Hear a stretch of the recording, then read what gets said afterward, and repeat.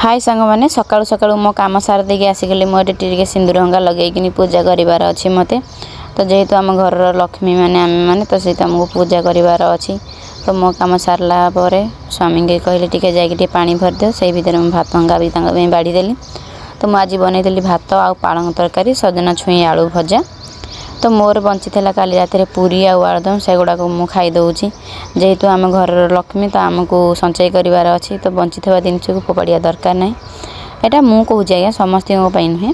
तो तापर मन मानलानी स्वामी कहला आस मु दुटा खुआई दे तुमको। तो मत भात अल्प खुआई देले स्वामी। तो मो झील को बाबा मत खुआई दे से मुझे मो मुंड हल्ले देली। तापर मन भजिलानी मु निज हाथ रे भी टे खाई दूची देखुना अल्प अल्प मत भात दौरान। मु भाविली स्वामी की मु भी दुटा खुआई दिए।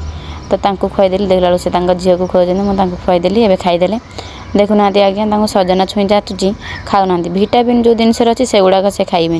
तो ये देखो मो झील को क्या दब क्या पारिया खाइब।